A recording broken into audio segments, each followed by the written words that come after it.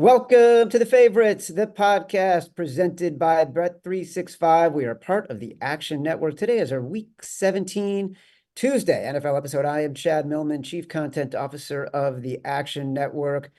We are coming off of a 3-2 week in our contest. Folks, coming down into the final days. We'll give an update on that in a few minutes. We did not have a Sunday show. It was Christmas Eve. We all spent it with family and friends, as we are supposed to do. We definitely were not sweating games. So here's a very brief recap of winners, losers, good calls, bad calls, big balls, bet of the week. We went Tennessee. The line when we made the call was plus 2.5. The line moved to 3.5. We were on the 2.5. We apologize if you bet it in that moment. We hope you got the 3.5 eventually. Exec decision, which was a nanosecond of just calamity on my part. San Francisco minus 5.5. And moments later, Simon walked me back. But because the graphic had run and Tito didn't want to change the graphic, we left it at San Francisco minus 5.5. Simon says Carolina plus 5. Nice job, Simon. Foxhole Atlanta minus 2.5. Didn't matter. We got it done. Okay. On today's show, we will, of course, get to our Simon Says and our exec decision. On Thursday, we will finalize our big balls bet of the week, our Foxhole, our Survivor, our Moneyline Parlay. Don't forget, this episode, we will look at the entire board as we begin narrowing down the 5 picks. We'll enter in the Favorites Podcast $100,000 Pro Football Pick'em contest, still free and open for sign-up, awarding weekly and season-long cash prizes at favorites.actionnetwork.com. No joke, folks. We are weeks away from giving the first place winner of this contest 40 G's. Just for signing up. Free contest, giving away 40 G's. Let's bring in my co-host, my BFF, my companion, my compadre, professional bettor, Simon Hunter. Hello, Simon. Simon. Flowers, flowers, flowers, flowers. We were right on the Ravens, plus 5.5. You never wavered. You walked me back. We had the Panthers plus 5.5. We had the Titans plus 3.5 in the contest. Got all those. We were wrong on Arizona plus 4.5. Dallas plus 1.5. Just for housekeeping purposes. Like, it was a tricky contest this week because Dallas got up to 2.5 in the contest, but we didn't change the lines because Carolina and Arizona had moved to 3.5. We liked those numbers better. We liked Atlanta all the way through. That was one of the last ones out. Didn't like the number because they had moved to a favorite. I couldn't get you there on New England, plus 7.5, which surprised me a lot. But in the end, your keen insight, your professional acumen, your clear-eyed assessments kept me from making a massive, emotional, square mistake. And for that, I salute you, Simon Hunter. Yeah, fun weekend. We had some great games. Probably one of the best weekends of Lions fans' lives, right? First division win in their history. They never won the North before, which blew my mind. I didn't realize that the last time they won it, it was what, the Central division? It wasn't the North. I know that. 1993. 93. So yeah, that was just really cool. As a long-suffering fan until I won a Super Bowl, it was the highlight of my life. I feel like this is their Super Bowl, right? They finally won their division. They took it down and they did it the right way. Like, they built through the draft. I mean, 2 rookies. I think the first team in NFL history to have 2 rookies have nine touchdowns each. In crazy. Like, I just remember looking back at the draft being like, they shouldn't draft offensive guys. They should be drafting defensive guys. And I agreed. And then they did draft defensive guys, and we're like, why are they drafting these defensive guys? It's just crazy where it's like they used their early picks on these 2 offensive studs, and the returns they got on the investment is they won their division in the first year with them. So, yeah, fun weekend of betting. Thank God we got the 3-2, brother, because we were sitting there 2-0, feeling pretty good, and then quickly we're 0-2 at 2-2, and it's just like, oh my God, are we really about to go 2-3 again? But thank God, Ravens came through, good read on the right side of a winning number, and yeah, that was a fun Christmas of games. Like, the Raiders game was great, Eagles game ended up being really good, and then even though it was a blowout, it was a really exciting, competitive game, and it was what, a 2-3 point game at a half, so. Yeah, for standalone games, that Christmas was pretty damn fun, Chad. As a reminder, the Favorites podcast is presented by Bet365. Bet365 doesn't do ordinary.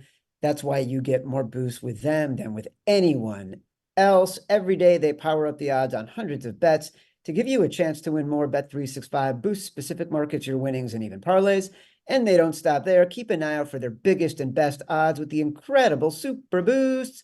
Check out the boost and see why it's never ordinary at Bet365. Must be 21 or older and present in Colorado, Iowa, Louisiana, New Jersey, Ohio, Virginia, or 18 and older in Kentucky. Gambling problem? Call 1-800-GAMBLER or 1-800-BETS-OFF in Iowa. Terms, conditions, restrictions apply. As a reminder, catch every episode of The Favorites live on YouTube as we are right now. For those enjoying, don't forget to give us a like, subscribe to the Action Network YouTube page. All right, before we get to the games, we're going to talk about the Lions and every other team in the NFL this week. Some housekeeping notes. First, Week 16 winners roundup.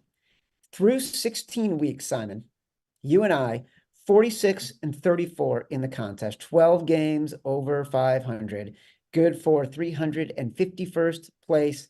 Coming down to the final weeks, folks, somebody's going to actually get our $40,000 grand prize. I just want to say one thing also while we're doing this. Our record over the last two seasons, 112 and 73. I just looked at it in the Action Network app this morning. Week 16 saw just 132 entries, finished 5-0 in the contest. We had a three-way tie for first place. Congratulations to Llama, Titan, Jay Labonte 22, and Paulie Cigar. Enjoy the cash. This week's Producer Cup Award goes to H.J. Clark 33 for finishing dead fucking last in the Week 16 contest. 0-5, missing the tiebreaker by 220 yards. H.J. Clark, email Matt Mitchell at podcast@actionnetwork.com to claim your prize, non-cash. Thanks for playing. Week 17 in the contest is now live. The tiebreaker, total rushing yards in Packers Vikings on Sunday Night Football. Good luck to everybody. Obviously, New Year's Eve coming up next weekend. We will not have our Sunday recap episode for Week 17. Thursday's episode, I will be traveling Thursday morning. We will be at a special time, noon Eastern. We go live noon Eastern on Thursday. Finally, don't forget, we loved being with you so much at our favorites event at the Shepherd and the Knucklehead in Hoboken, New Jersey last month. We're rolling it back, folks. Sunday, January 14th, 4 p.m. The doors will open. Free to get in, free drinks, free sweating the bets with me and Simon. Then we will have our live podcast at 7:30. Please join us. Also, we're adding a live event that Saturday, Wildcard Watch Party. Stuckey will be there. Turner will be there. Raybon will be there. I'll be there. Simon will be there. The whole gang is going to be there. Evan will be there. 4 o'clock, Saturday, January 13th. RSVP for all these events. Again, free entry, free drinks, free sweat in the bets with all of us from the Action crew. Check out the links in this episode description. All right, we're almost there. Tyreek Hill came back to play against Dallas, had 99 yards, 220 yards ahead of CeeDee Lamb with 2 games to go. Feeling good about that. Jalen Carter now minus 1,500 at Bet365, Defensive Rookie of the Year. Most interesting conversation is MVP, Simon. It's Lamar Jackson's to lose. We said this would be the MVP Bowl. I think Lamar Jackson might have won it with that scamper at the end of the first half that put them in field goal range because it was magical. And to see guys flailing and trying to get to him, he's now minus 175. Our boy Christian McCaffrey, he leapt up to number 2, plus 375. Another all-purpose game and a touchdown for him. It's probably not going to happen for us. I'm glad that I got over my emotional needs and just bet the Ravens plus 5.5. We'll see. MVP is betting is very dumb. And I talk about this all the time. It's fun to talk about. It's fun to talk in the media about it. But it's like, I don't even know. I don't want it to be too graphic, so I guess I won't go there. But it really is hilarious watching people be like, oh my God, one game, all of a sudden Lamar's the favorite and Purdy's dropped way down. It's like, yeah, it's as if this award is made up and it's very fluid and it all is determined week by week and there's nothing official. Like the guy who bought that Purdy ticket, I know he's got money to burn, but what an embarrassing loser. Like you bought something before the game. even if they had won this game, right? Say just something crazy happened. Purdy drove the field at the end of that game. They won that touchdown. Um, and they win that game by a point or two. It's probably still right there with Purdy and who? McCaffrey. Yeah. Um, this week Lamar plays Miami. If Lamar lays an egg, he drops, right? Like he'll drop out of that. And Tua, who knows, plays out of his mind. Tua shoots up. McCaffrey's back to number one. Or we keep talking about Josh Allen. He's sitting right there, like just waiting for his spot to wiggle in there in that final week against Miami, where again, if they win that division, like that's a So true. crazy story. So just be careful, people out there. People are like, I had someone like, should I go spend this Lamar money now? And it's like, no, dude. Like there's nothing is set in stone here. It's such a hyperbolical year where the MVP is one week. I mean, Evan just put in our chat, 8 different players have been at least co-favorite this season to win the award. It's just been that kind of year where there is no Peyton Manning throwing for 5,000 yards or Lamar having 50 touchdowns. Like Lamar doesn't have the numbers. Go look at Lamar's numbers. They're not there because he gives the ball to Gus Edwards at the one instead of running it himself. So it's really stupid. It is a really stupid award. But I would give it to Lamar as well. Lamar wins against Miami. Everything that plays out. We talk all the time. It's a QB award. McCaffrey, incredible season. But you see why it's a QB award. Like Lamar took over that game last night, right, Chad? He was the best player by far in that field. It's the difference, right? Doesn't matter. McCaffrey is a game changer. The quarterback, if they're the best player in the field, that's who wins the game. So really fun season, honestly, for the MVP stuff. Like that Yes. stat they gave us. I love that kind of stuff. It's great. You're mentioning the Purdy ticket. So we tweeted this at Action Network, I think late last night, and a buddy of mine texted me today. A guy sold a Purdy MVP ticket on PropSwap, which is the exchange where people can sell futures tickets and cash out in advance at, basically hedge. And so a guy sold his Purdy ticket for MVP before the game last night, 125 grand. And a buddy texted me and said that he's friends with the guy who did it. And he Oh said next no. chain where the guy was saying, should I sell it? And everyone in the chain is like, sell it, sell it, sell it, sell it, sell it. And so he sold Purdy Oh, MVP oh. before the game last night. Yeah. Sold it for 125 grand. He's feeling pretty good right now. All right. Wow. New York Jets at Cleveland Browns Thursday. The Browns are 7-point favorites. I don't have a strong opinion. I probably lean Cleveland. I know it's overinflated, but we like the defense at home versus the Jets offense that honestly, it can only score if the field is 20 yards or less. I mean, we saw this past week, right? The only reason they were up is because there were so many turnovers and miscues in that game, but not a strong opinion on this one. Is this our last Thursday of the year? Do they do one on Yes, the final last week? Thursday game. Wow, what a perfect ending. Go the Browns and the Jets. Um, Seriously. Yeah, I don't know. I'm like, Chad, we'll keep it moving because we have so many games to go through. But I honestly want to take the Jets. It's at 7.5 at a lot of books. That feels like a very high number. But yeah, Joe Flacco, man, playing out of this world. I think he's the co-favorite now for comeback player of the year, and he started week 13.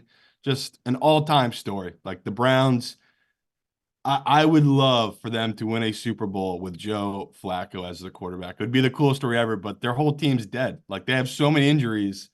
I just don't know how they make the run with what has had happen to them. But it just shows you how stupid it is. Some of these teams spending the kind of money you spend on like a guy like Watson, where if you have a great team and they just had held on to Baker, they'd probably be in the same exact spot now for half the Yep. price. So just never ending lessons in life. And that's the lessons for the Browns, where it's like you can't buy the championship with a quarterback. It's like you just need the right player on the right team. And Joe Flacco right now is the right player for the right team. Just an incredible story.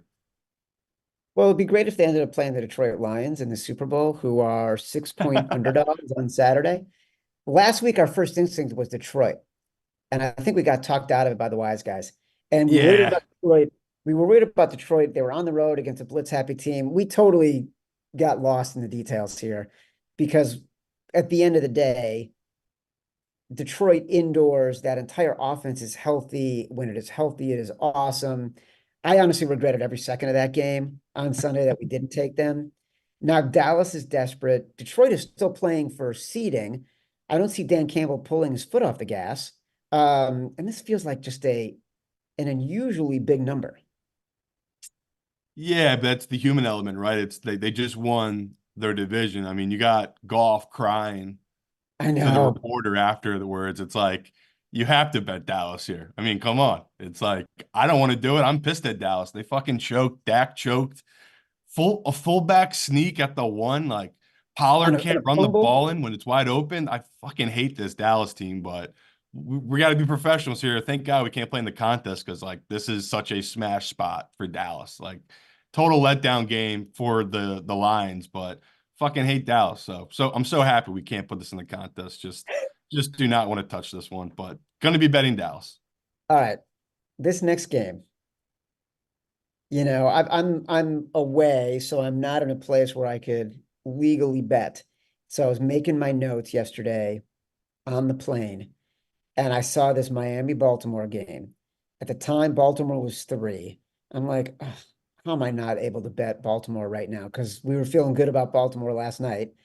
And it's crazy if you look at the Dallas Cowboys Miami game, how even it was by every metric. It doesn't matter what you look at. Like it was an even game, every single statistical category. The biggest difference, and you talk about the fumble on the 1 yard line for the fullback and just bad play calling, classic sort of Dak McCarthy choke game. The real difference was no Tyron Smith and the 4 sacks. Like those 4 sacks happened at the worst time every single time. Baltimore has a better, more complete defense, a better coach, more dangerous quarterback. Miami on the road against good teams has yet to prove it. Mhm. Um, Tito, Dolphins super fan, made a note. Tua is 2-0 against Lamar. This line has gone up. It was -3. Wise guys hit it. It's now -4. Um, Tough one. It's a tough one. I like Lamar at -3. I like him less when the number gets bigger. And like a true sicko, I only really remember my bad beats. And me and Chad, it might have been last season, we had the Ravens pretty big. And I think they were up like what, 21 head into the fourth quarter. And Tua had the most insane comeback ever. And we lost that cover. And the Miami Dolphins went outright. So yeah, another time too is when we took the Dolphins. I think it was a Thursday night game, 8-point dog at home against this Ravens team, and they blew them out. I think it might have been Fitzpatrick at quarterback, or maybe it was Tua, but it was just there. The Dolphins were dead. No one's betting them. It is weird how Lamar plays against Miami. I don't know if it's a hometown thing. It's because he's from Florida. Who knows? Football is so weird that way. Yeah. But yeah, we wanted to be on Miami here in the sense that if the Ravens had won, especially if it was gonna be a close game, it's just like you use up so much fighting that 49ers team. Yeah. The 49ers team is tough. They're gonna wear you out. So now they're traveling after playing a late game Sunday back home. They're gonna have 2, 3 days off here, maybe a day of practice, and they'll get right into it with Miami. But um, Ravens are gonna be feeling good all week. So is Miami, right? That was a huge win. They needed that win against Dallas. So you're not That really was a getting the neat canceling out back there, win. but Yeah. yeah. Um, I like I said, I want to be on Miami. Wanted to make this Simon Says, but why rush it? Why not let the public keep hitting this number and maybe I'll get a better number on Miami? But I'll take the 4 a little here just in case the pros come on it. But yeah, this number was 3. Would have understood if it moved to 3.5. Now that it's moved to 4, it's like okay, the value is shifting towards this Miami team. At 3, to me, the value was there for the Ravens. At 4, the value's got to be on Miami here at this number. So not ideal with the Waddle injury. Waddle had a 50-yard catch in the first quarter and tweaked his ankle, and now they're saying he might be done for the season. Like it might be a high ankle injury. Have to keep track on that. That's obviously a big deal for that offense, but total letdown spot for the Ravens. Like everything about it. We always talk about we like Lamar as a dog.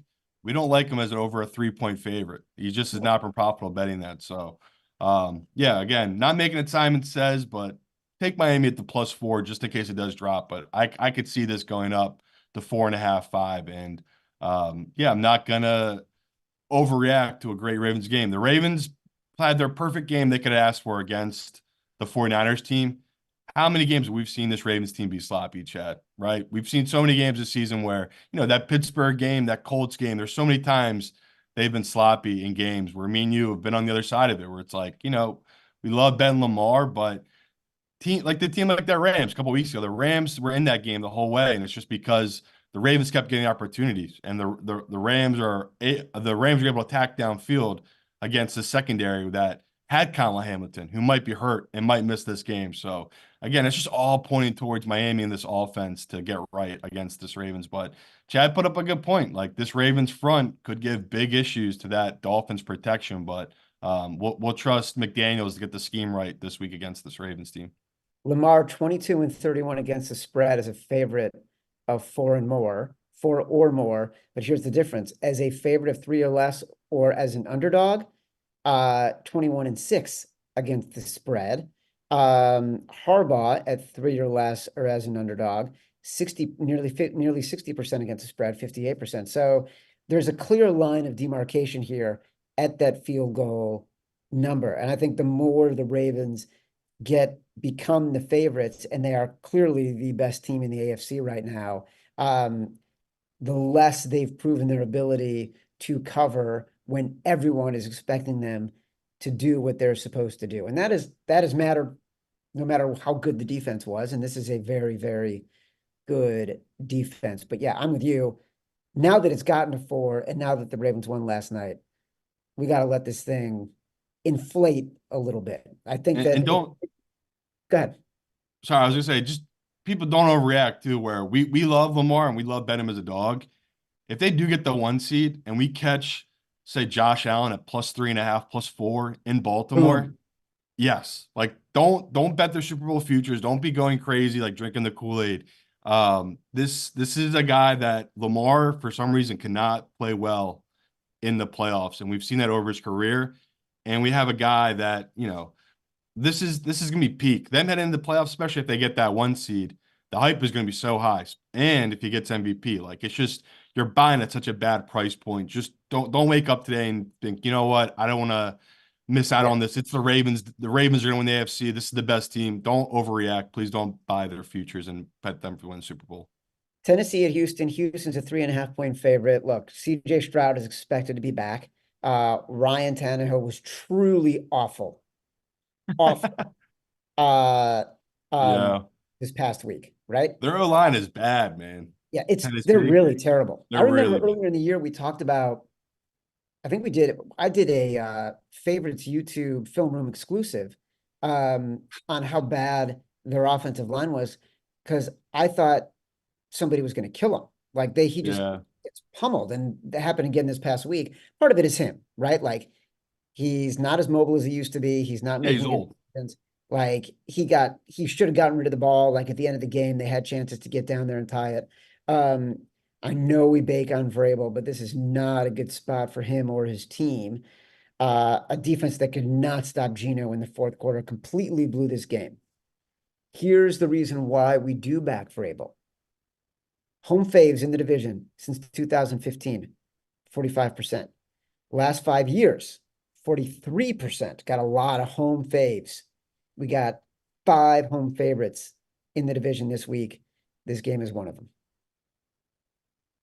Yeah, I honestly, as much as I want to be on the Titans, I don't want to be on my the issue Titans. is that they've had back-to-back weeks of just giving it all, and they lost back-to-back games by 3 Yep. points. It's like, when does, not that they're going to give up, but it's like, what do they have left? Like, they've given it all 2 weeks in a row, and they've just been, dominated, and they're facing a team here that's getting their hero back. Like, they're getting CJ back.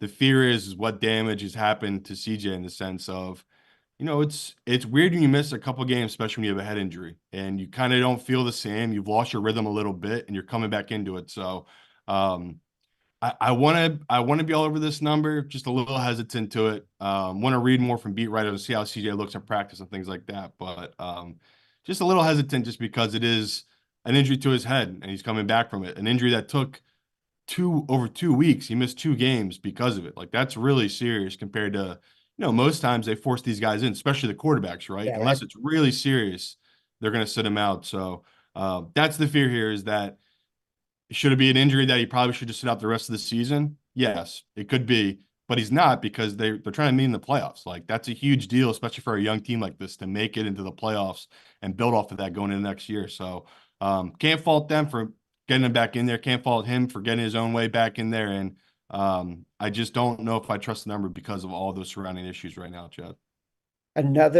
I agree with you. I just don't think, in years past, something feels off about Vrabel in the second half of the year. Like, I don't know if the talk about, is this the end of the reign for Derrick Henry? Is this team transitioning? Is he not a buyer on Will Levis? Is he thinking about the Patriots job? Who knows? But there's something that feels sort of different about the way this team is playing as we get into the latter half of this year. So I'm less confident about sort of our Mike Vrabel podcast positions than I think I was even earlier in the year when these seemed like they were locks. Even though he did it this past weekend, right?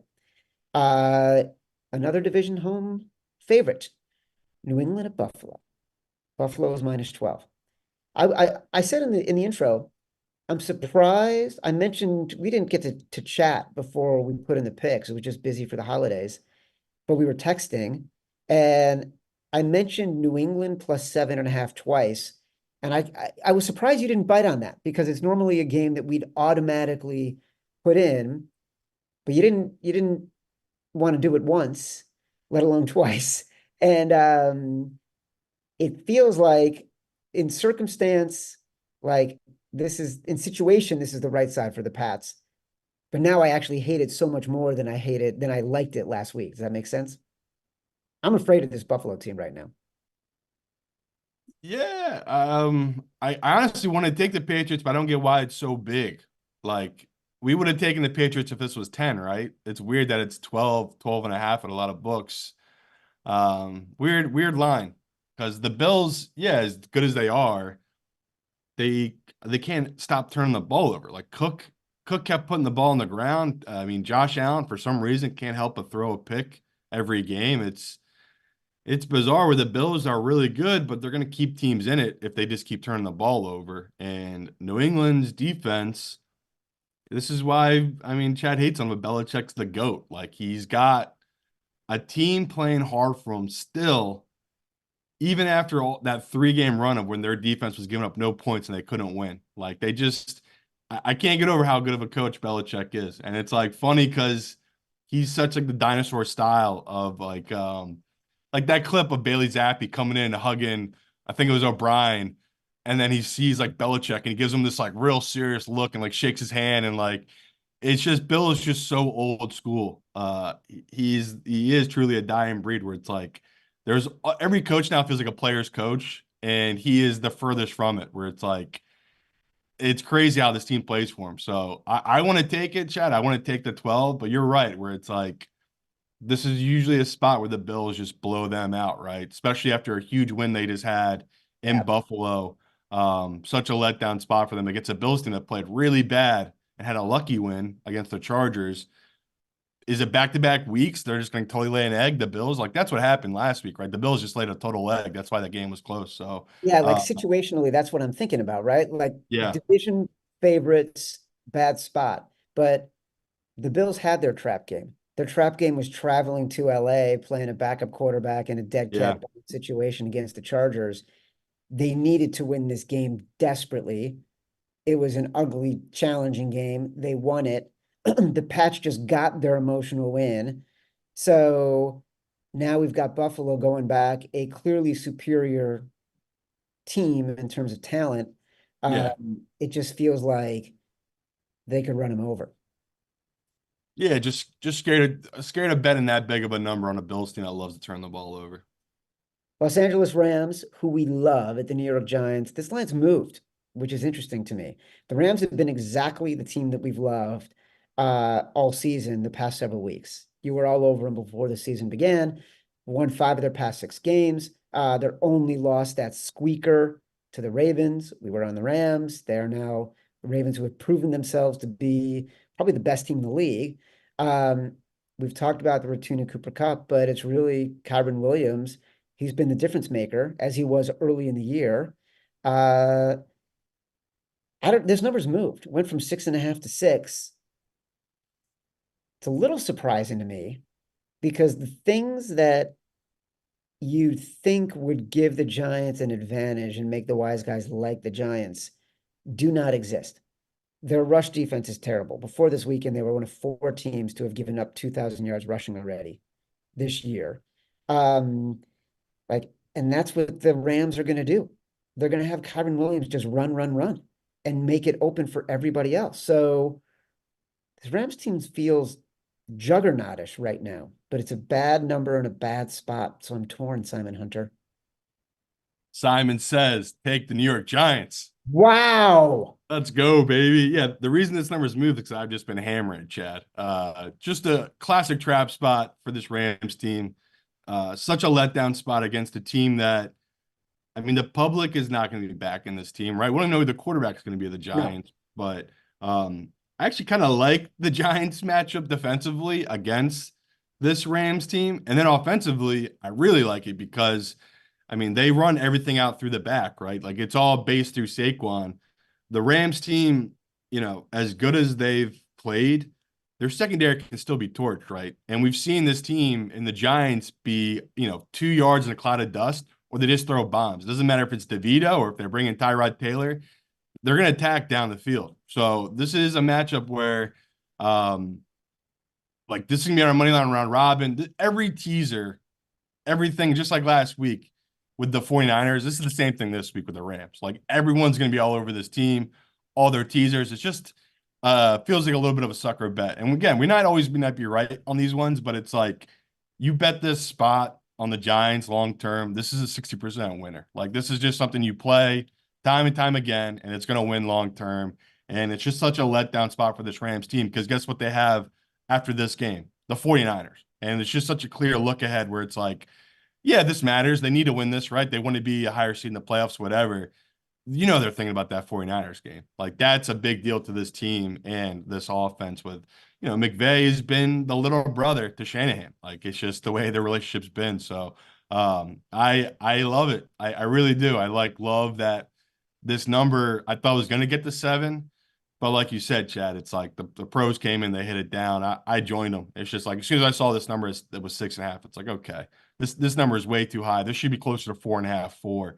But the Rams, like Chad just said, they're the most hyped up team right now. Like they're playing so well. They had these really good close games with the Ravens, like everything. It's just everyone's drinking the Rams Kool-Aid. Like they're the scariest team heading into the playoffs in the NFC of like, Yeah. I don't want to play them as an Eagles fan. Like their weapons, they have an offense. Like Stafford's making these crazy arm angle throws, and that's just I hate it because they're my favorite team this year, the Rams. Like I love them all season. I've loved betting them. They're just my darling. But this is a fade week, and then we'll pick them up next week against the 49ers. But I have to fade them this week. The only thing I would say about this, agree with all of this, is I feel like a lot of these numbers this year more than years past have been floating higher as we got closer to the game. And then they've been settling at 6 or 13. And then all of a sudden, come Sunday, the public comes piling in more than we've seen, and the number goes back up to 7. Yeah, it's hit or miss, but I mean, a great example last week I gave Carolina, Simon says, a 5, 5.5, and it closed at 3.5. Yep. So obviously didn't matter, landed on 3, but it's nice knowing they could have missed that 2-pointer and it didn't matter. Where it's like, well, it doesn't matter. We have the 5.5. We already have that built in. So Kind of a similar spot too. Yeah, Similar spot. right. So yeah, I do feel bad about it. Like that Tennessee one, like you brought up, I had a ton of money on the 2.5 and 2. Luckily, I did buy on the 3 and the 3.5, but it's like those are always tough when you get the bad number, like you said. So Yeah. this one, I can just see it coming down because the pros are going to love this spot for the Giants. It's just sucks it already moved from 6.5 to 6, but I just want to grab it just in case it does dip down to 5.5. San Francisco at Washington, Washington plus 13.5 right now, bet 365. Look, the 49ers still need to win out to keep the number 1 seed. We don't know who the QB will be for the Commanders yet. Ron Rivera hasn't announced it. Normally, a huge road favorite, not a good spot for Kyle Shanahan. you have to wonder if things are different after losing at home the way they did. And you just have to wonder, is this Commanders team done with 2 games to go in the year and they know everything's going to change? Yeah, I would say the biggest fear if you're a 49ers fan is your team has lost their swagger. Like you lost that we're untouchable, unbeatable. Yeah, That's a real confidence that team had. Now they feel human, and that's a scary thing where it's like they don't have 4 or 5 weeks to get it back, right? They got 2 weeks before the playoffs. Couldn't have picked a worse time for the 49ers to have that kind of game. Or it's a rallying point where it's like, all right, we got what I need. embarrassed. We know what our weaknesses are. They go out, they blow out this Washington team by 40. They go and dominate the Rams the following week, and it's like they're the 1 seed, and who cares about that Ravens game? They don't got to worry about them until the Super Bowl if they do see them. So, yeah, big game for the 49ers in the sense that I want to take Washington. This is such a bad Yeah, letdown game where it's like, you're right, Chad. The Washington team, though, the fear is like they know it's over. I mean, that they gave it all in that Jets game. They still fell short. Even with Brissett in that game, it's like, man, Washington is so bad. Like the 49ers matchup wise should dominate this team in every way. Like everything they do good, Washington is really bad at, especially defensively. Like they got nothing defensively that can stop anything the 49ers can do offensively. So, yeah, if we're going big dogs this week, there's other dogs I'd rather take than this one, right? So I'm happy to yeah, pass on this one, but just be careful, people, if you're just blindly betting the 49ers here. It's like it's a little stinky of a number. yeah. I think it's actually the perfect contrast to the next game on the schedule, which is Arizona at Philly. Philly's a 10.5 point favorite, right? Philly won yesterday. Uh, but interestingly, at 8 a.m. this morning, the number was at 12. It's been bet down to 10.5. I I like this morning when I was looking at my notes and putting together the script, I wanted to make Arizona my exact decision at plus 12 because the Eagles didn't look that good against the Giants.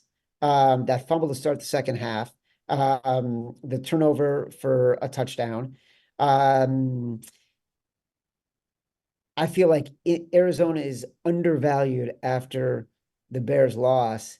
And I do think just watching a lot of that game, Arizona will watch that game as players and think, oh my God, we had so many opportunities. And I think that the one thing they have to their advantage that probably didn't work against the Bears, that does work against the Eagles, is Trey McBride in there as a tight end is really starting to play well. And that's a pretty good way to attack the Eagles in the middle of their defense. And it's not a good way to attack the Bears. Um, so I can understand why the wise guys have been betting Arizona in this game.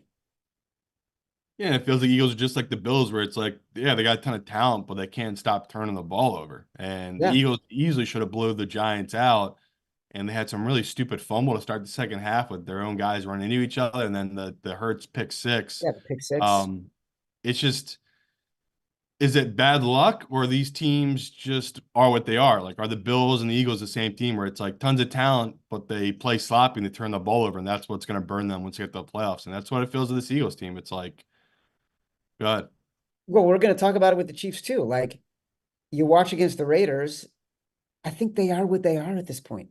Like yeah. you're 16 games into the season, 17 weeks into 16 weeks into the season. You are what you are. And it's not you are what your record says you are. You are what the tape shows what you are. And we've seen it consistently. We kept waiting for this Eagles team to get better offensively, to get better defensively, to sort of get beyond losing Gannon and Shane Steichen. And they kind of haven't yet. And so they're not going to. Yeah, honestly though, it's the defense. I think the bar is so high for the offense that like Hurts is putting up, 24, 27 points every week, but people are still gonna bash him. It's just like the expectation's so high that that's just how it is with him. And it's like, you see guys, they play through these injuries and they're not as good as they were the year before when they were super healthy. Like Trevor Lawrence, the guy has a bad leg, a bum shoulder, and a concussion, and he's playing like shit these last couple of weeks. I mean, they were 8-3, now Yeah. they're 8-7 or whatever it is. It's just like, yeah, they're trying to play through injuries. It's not ideal. Like you're playing through injuries against got the best players in the world. Like it's just you're gonna look shitty. Your team's gonna suffer when you're not on your A game. And whatever's wrong with Hurts, his body might be a little banged up. A lot of it's mental. Like he's making these little mental errors of forcing balls into areas where you don't need to. Like there's open guys. Find your open read instead of trying to force it and just make one read and throw it there. And yeah, this is just I'm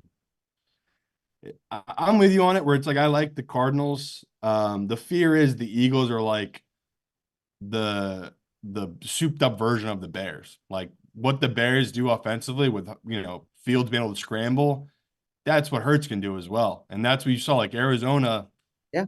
they couldn't get the Bears off the field because of that. Like they have no one on that D line that has any type of speed or rushing ability to really shut down any quarterback. So Arizona is, yeah, like what are they, second worst team of football?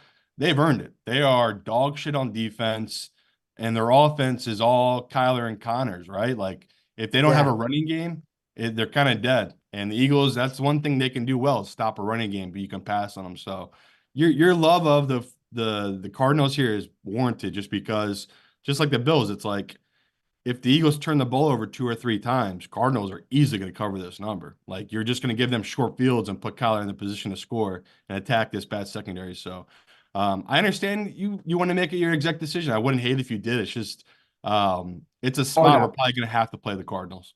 Yeah, I moved on. When the number moved, I moved on because there's a couple other games that You I'm didn't even move that eh, much. You don't like that I moved from a 12 to 10 and a half, 11? I don't know, Simon. It's like I just saw it and I'm like, all right, Such a stickler. you know. As a reminder, it is on our list. We're gonna have to talk about it again on Thursday. Right now, the games we got to talk about again on Thursday, by the way, the Giants +6, Arizona +10.5. As a reminder, for the second time, you can catch every episode of The Favorites live on YouTube. For those enjoying on YouTube, don't forget to give us a like and subscribe to the Action Network YouTube page. All right. New Orleans at Tampa Bay. Tampa Bay is a 3-point favorite. And I hate to say it, it may be time to fade elite NFL quarterback Baker Mayfield. Can't do it. 4 wins in a row, back-to-back masterful performances. I know. It's like division favorites at home. We have the evidence. It's a spot I like, know. dude, we're going to get the sharp calls on Thursday and we're going to be I hearing. already can tell you early sharp calls. I talked to a ton of guys Yeah, smashing the Saints spot. you have to. And you can't though. My argument to them is it's fucking Dennis Allen, Derek Carr. I'm not doing it. I don't care. I agree. Like old Simon, I would love this, but the new age man, the man that is so sick of Derek Carr and how much money it Ah, cost on him and Dennis Allen. This is an emotional bet for me. Like I know the numbers are gonna say it too when I go through the model on this one. It's like this is such a spot to play the Saints, but I'm not fucking doing it. I've talked to 5 guys and each one of them brought up the Saints and how they love them in this spot. It's just like I don't know. It feels like they're walking into it. I'll join the public Joes and I'll die on the Baker Hill. I'll take Baker Hill. Um, if they win this, do they lock up the division? Is this that decides the division? If it is, like I just love it. I love the story, love everything about it. I'm prepared to be miserable back in Baker. I am shocked, Me too. shocked, Me too. shocked to hear this. This goes against everything we've discussed together for going on 5 years. I know. I can't do it. Baker Mayfield, a $1 million bonus for winning the NFC South, which he could do Love it. this weekend.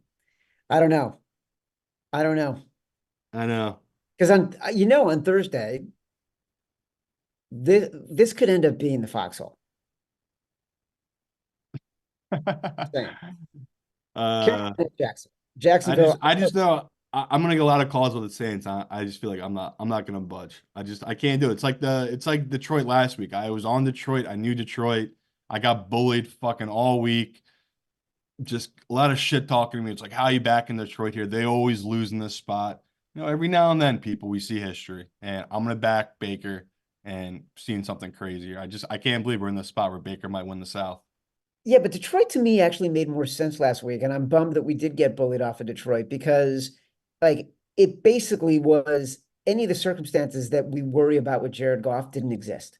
The only thing was about the blitzing, but I think we felt their offense was so good and so healthy that it didn't matter, and that they've actually haven't been as bad as everyone Vikings had big believed they injuries, were. Chad. I don't think I don't think you were watching it, but the Vikings had like big injuries to their defense during the game. Well, I watched the We got game. at the end of the day, I feel like we got Nick Mullen. That's what I mean, and we're going to talk Yeah. about Mullen in sort of at Do the you end want of to the get show. Derek Carr? Do you want to get Derek Carr? I'd rather get Baker Mayfield. Okay. Carolina at Jacksonville. I'm surprised this line is going up. Uh, Yeah, it went up from 6 to 7. Uh, weird. Watching the Panthers this past weekend, I kept thinking to myself, A, the Panthers are at home. They play better there because in the beginning it looked like it was just going to be a loss for us. Yeah, their Um, defense was terrible. then I remember that Bryce Young has been stellar against the spread in the second half this year, thanks to Evan Abrams for that stat. Bryce Young, there are a couple camera shots, is a tiny, teeny human being. He just doesn't belong in an NFL field. It's amazing to me how much he's been balling out these past few games since Frank Reich was fired. And the Jacks can't get it together. Like, why did this number go up? It makes no sense to me. I mean, the Panthers are that bad. I will give flowers to how tough Young is. You know, just coming into the year, I just thought when I talking about the QB position, I was like, "There's no way this guy is going to last this season." Think of all the hits he's taken, and he's lasted. I mean, it's crazy. Like the Yeah, Panthers, their O-line can't block. He's getting crushed every week, and he's lasted. Like it is crazy to think all the other rookies got hurt. None of them lasted.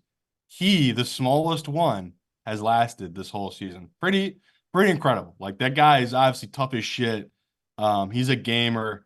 I can see why like they got sucked into and fell in love with him. Like he's got a great personality. He's likable, hardworking, but like you said, he's so small out there. When you see him around these other guys, especially his linemen, it's like this guy is so tiny. I just don't know how he's going to hold up for this whole career, especially all the hits he's taking now. Just brutal. So, yeah, want to take the Panthers. Need to talk to some people because I need to know who's moving this line on the Jaguars and what they know. But um, the Jaguars suck and they got injuries. And yeah. uh, if it was fully healthy, all their wide receivers, Trevor Lawrence is fully healthy. Yeah, I would love the Jaguars here. It's like they would torch this Panthers defense at home, but they're just not the same teams they were 5, 6 weeks ago. They just had terrible injury luck. And, Trevor keeps trying to play through these injuries, and he's just not right. I mean, he looked downright awful in that Bucks game. So if it's CJ Beathard, maybe this makes more sense, the line movement, but I'll take the Panthers +7 if it's 7.5 in our contest, like no brainer play. Didn't plan on backing the Panthers 3 weeks in a row, but here we are, Chad. I know. Honestly, this also was almost the exact decision. And I thought to myself, am I really going to say to people, we're back in the Panthers 3 I weeks in know. a row? But this number just feels too big. Too It's just big. too much against a Jacksonville Too team big. that is flailing. And we honestly don't know what we're going to get next week at the See this quarterback. stat from Evan? What do you say? Since week 13, so that's when Trevor is believed he got Yep. injured. He's 19 of 36 QBs in EPA per play, and he's 27th in completion percentage. So he's He hasn't clearly been the same. Hasn't been the same. Uh, I still owe an exec decision. This also almost made the list. Atlanta and Chicago. I think this is the Justin Fields Bowl, right? Will he remain in Chicago? Will he be traded? Will the Falcons be a potential landing spot? right. This week, all the rage in the Chicagoland text chains were, did you see that Caleb Williams liked a tweet that said the Bears should keep Justin Fields? Everyone's speculating that Caleb Williams does not want to go to Chicago to be their next quarterback now. Um, Even without that, I kind of lean the Falcons here. I think the Bears are overvalued after last week. The one thing the Bears can't do is turn the ball over, and they were lucky enough to only do it once last week. And the one time they did, Arizona ran down the field and made it a game for about 10 minutes. Um, so I feel like 3 is just too much against an Atlanta team that still has something to play for, that is much more talented than Arizona. So my lean is Atlanta. I don't know what to do. I want to take the Bears just because Atlanta, they're frauds themselves. Like, yeah, they beat up that Colts team last week, but that was more of a Colts letdown spot, wasn't it? It was just a Oh yeah, classic like totally. Minshew. Yeah, We he was loved due for one Atlanta of those last week. games. Yeah. And That's why I'm not making the exact decision, by the way, because I don't believe Atlanta can play consistently 2 weeks in a row. yeah, especially we've seen them, their splits from indoor to outdoors, Yep. and Heineke, he's gonna burn you. And now he's going against a Bears team that loves to turnover quarterbacks. Like it's what they do so well. Yeah, just I'd be bummed as a Bears fan where it's just like if you guys had just traded for Sweat, it feels like in August. I feel like your whole season might have been a little different. Like You've Sweat, made that defense so much better. so much better. Everything. Like everything he's even, you guys went out and got 2 linebackers who have been, all right. But when Sweat got in there, it made them go from all right to being what they should have been, which is like absolute studs all over the field. Like they've really changed, he's really changed that whole defense. So the Bears are playing really well, man. Like Yeah. this number, it's a little fishy because it's like I want to be with the public and smash the Bears here. And I'm gonna take it. I'm gonna take the 2.5. I'll take the 3, and I assume this will go up to 3.5. It's just it feels a little low here. It's Heineke on the road with a Atlanta team that they've had their own injuries where the Bears, other than I think DJ Moore might have got banged up, they're pretty healthy after last week. Like they're not like all these other teams have had a bunch of injuries.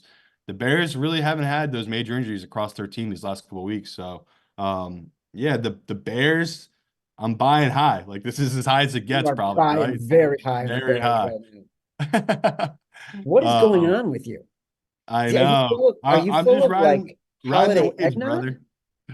No, I'm just the public's been winning. Like, I'm trying to see it from their standpoint of the bookmakers have been laying some shit numbers, and I don't want to put too much faith in these bookmakers where it's like, this feels like a shit number. Like the Bears, when they don't turn the ball over, they're pretty damn tough to beat. Like they got a pretty stout defense, and they have one of the best weapons in football in Justin Fields offensively. And like the reason they sucked during the year was because Justin Fields wanted to prove he was a pocket passer. When it's like, dude, be like Lamar. Use your legs when the pocket breaks down. There's no shame in running and picking up 5, 6 yards. And it feels like he's been free since coming back from that injury a couple of weeks ago. Like he's playing more loose.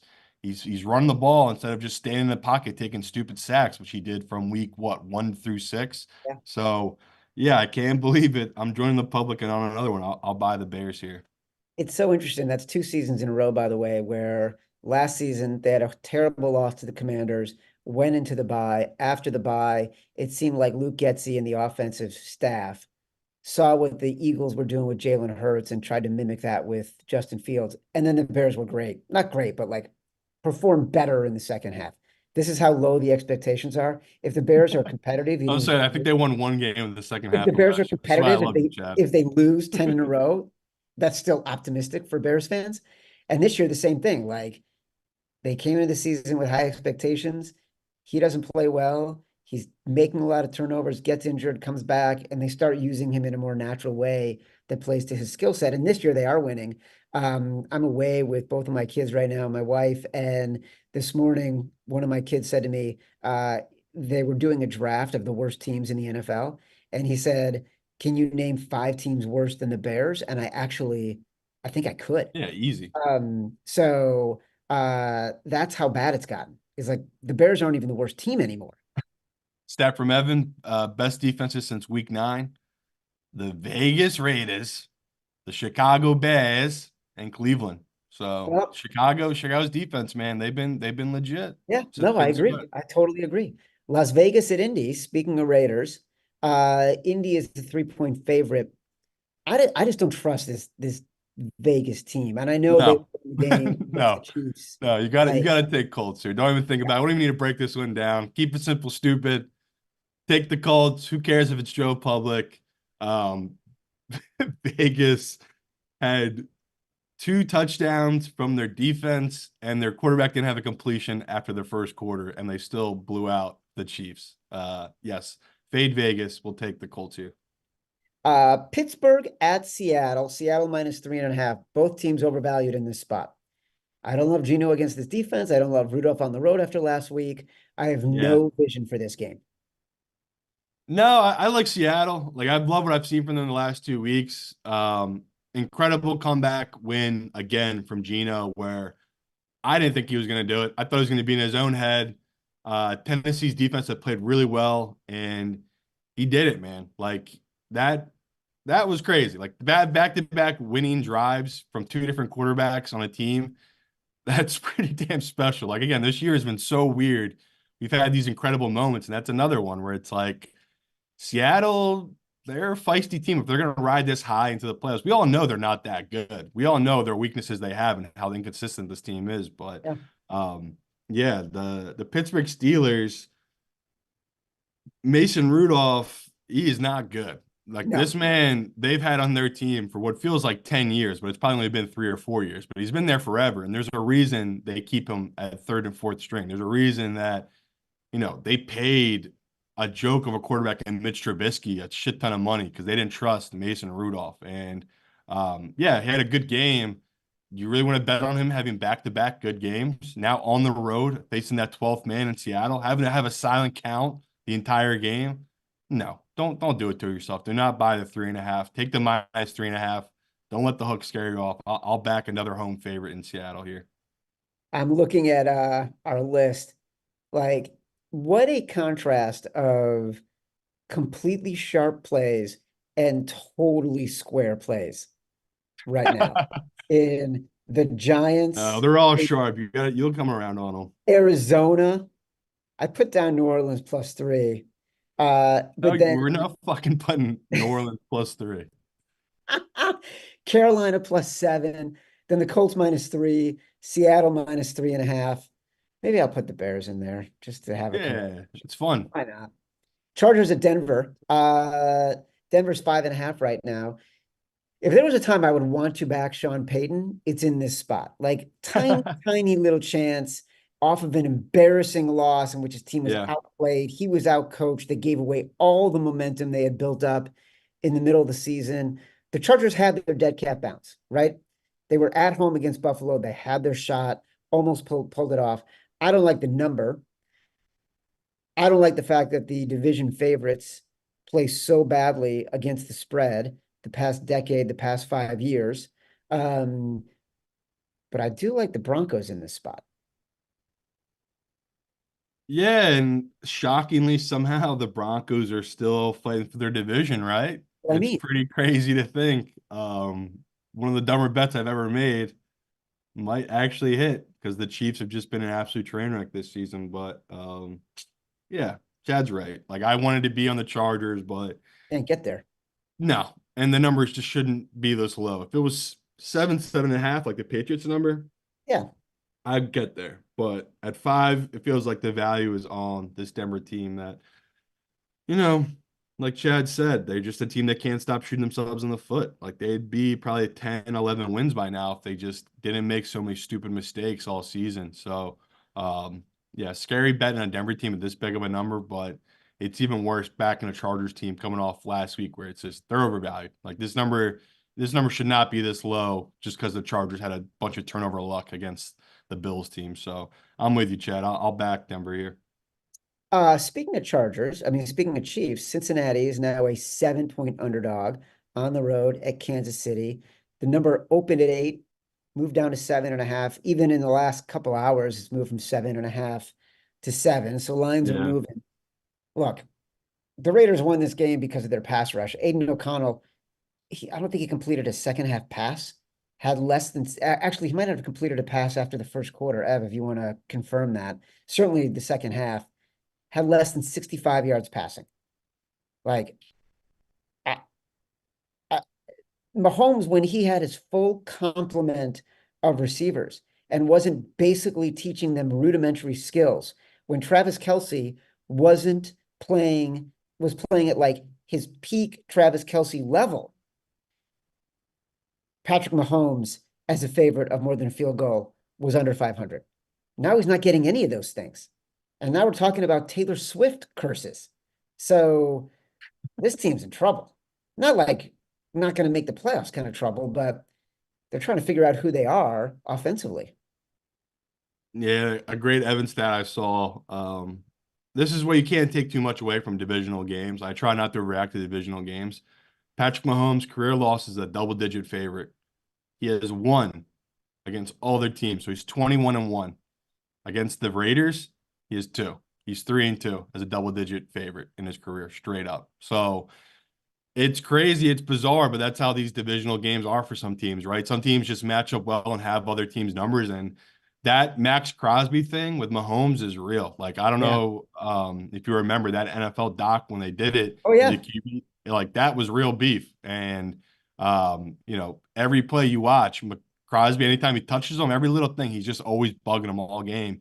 And it got to Mahomes. I mean, Mahomes, has anyone's brand or personality take a bigger hit this season than him? Like not that he's a whiny little bitch, but he can be a whiny little bitch. Like he's on the sideline bitching, complaining, and you got Kelsey coming off the field throwing his helmet, and like they're this team that just felt like they're about to be a dynasty, right? They have just incredible talent across the board, and it's all falling apart a little bit. Like there's just so many things wrong with this offense and how bad they are. And just Mahomes, who's the best quarterback in football, can make these incredible plays, make all these guys miss, do all this crazy shit. And then his guy just drops it. And like even Kelsey's having bad drops. 34 years old. I get it. He's gotten older.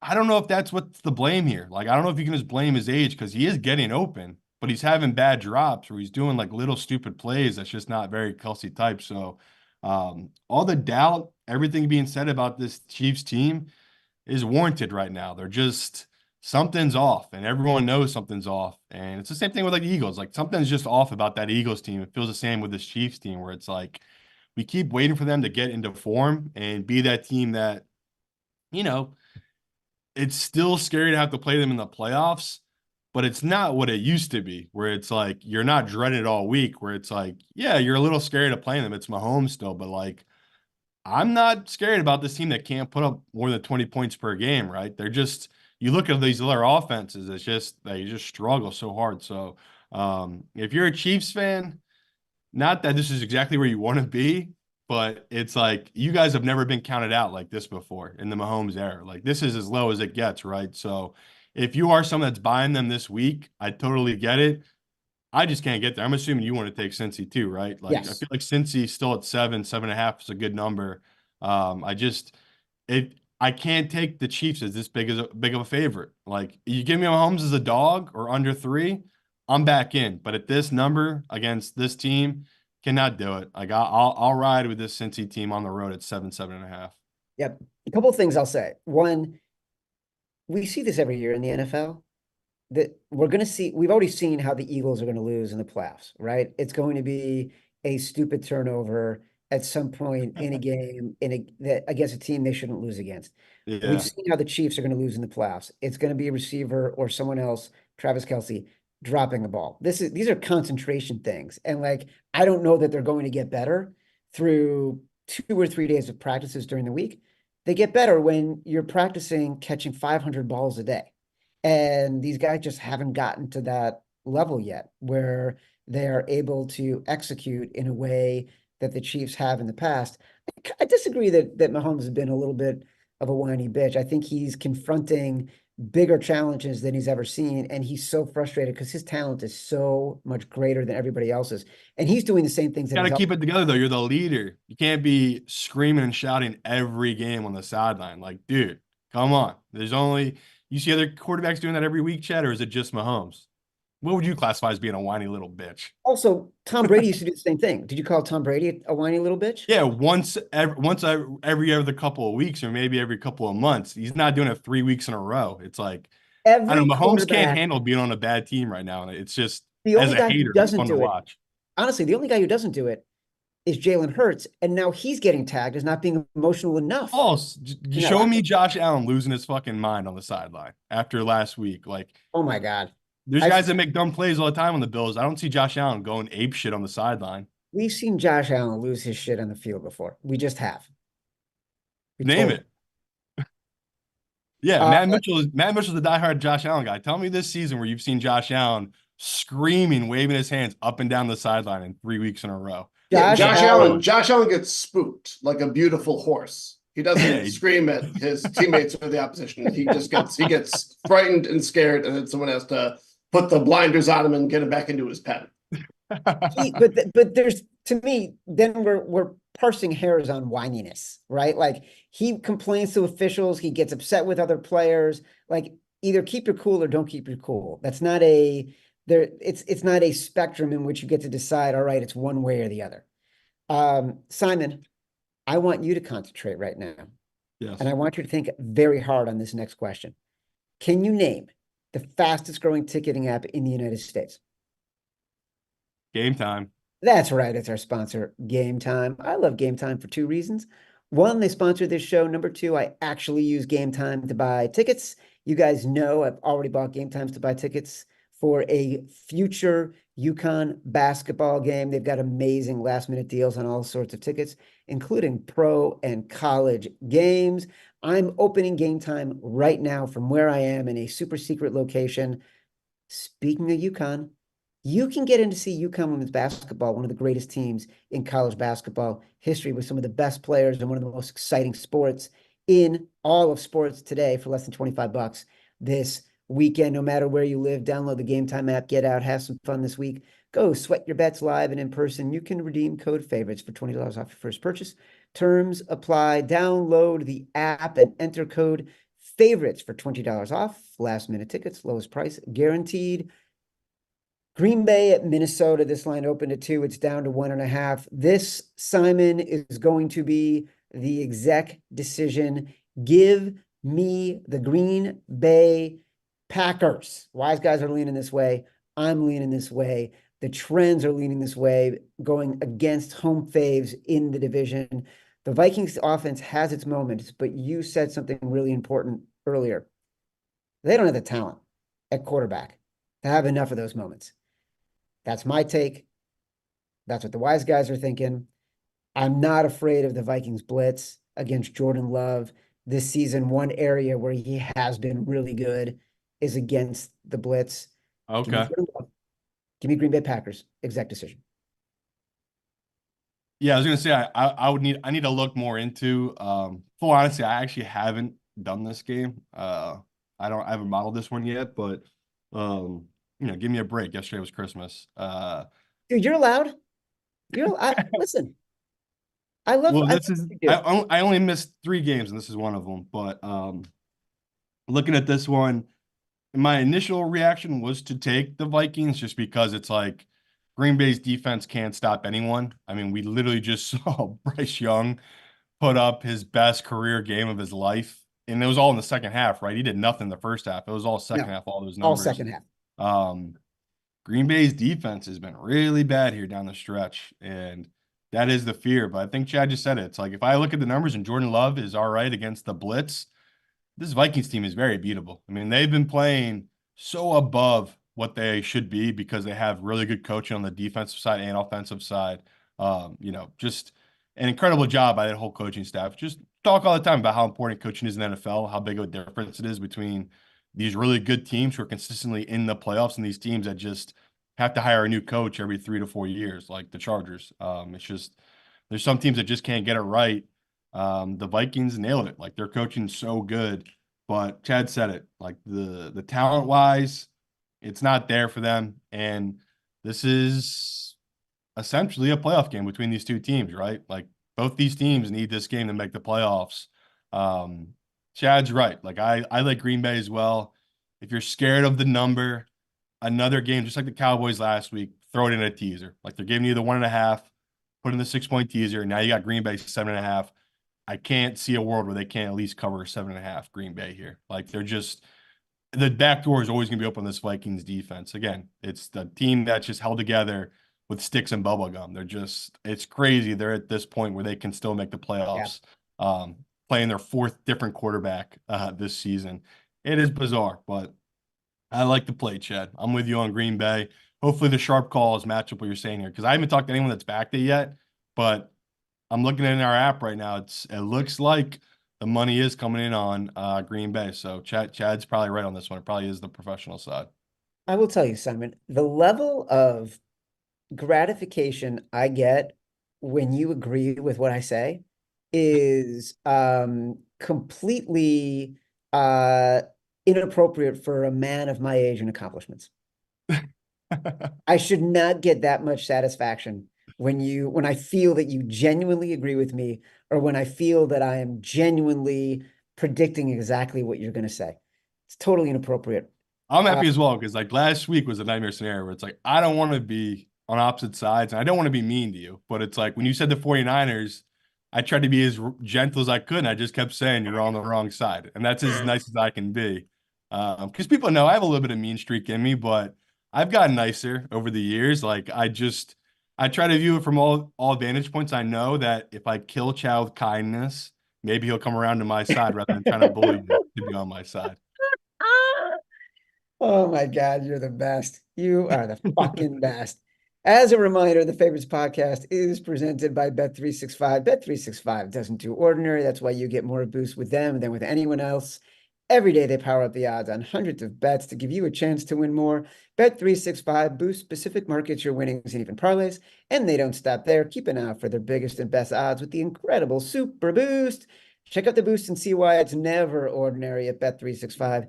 Must be 21 or older and present in Colorado, Iowa, Louisiana, New Jersey, Ohio, Virginia, or 18 and older in Kentucky. Gambling problem, call 1-800-GAMBLER or 1-800-BETS-OFF in Iowa. Terms, conditions, restrictions apply. As a reminder, exec decision, Green Bay plus 1.5, Simon says. New York Giants plus 6. Be sure to catch our next episode of the Favorites live on the Action Network YouTube page this Thursday, special time, noon Eastern. Also, don't forget RSVP to our super awesome event. Simon and I back at it again with all of our friends. Please come join us. Shepherd and the Knucklehead, January 14th. Doors open at 4 p.m. Free entry, free drinks. Sweat the bets with me and Simon. Live show 7:30. The day before, me, Stucky, Simon, Kerner, Raybon, the whole crew. Watch party. Doors open 4 o'clock. Shepherd and the Knucklehead. RSVP in the description pages for the podcast and for YouTube. Download us from Spotify, Apple Podcasts, wherever you get your pods. Rate, review, subscribe, leave us 5 stars. Say whatever you want. Feedback is a gift. Until Thursday, noon Eastern. Love you.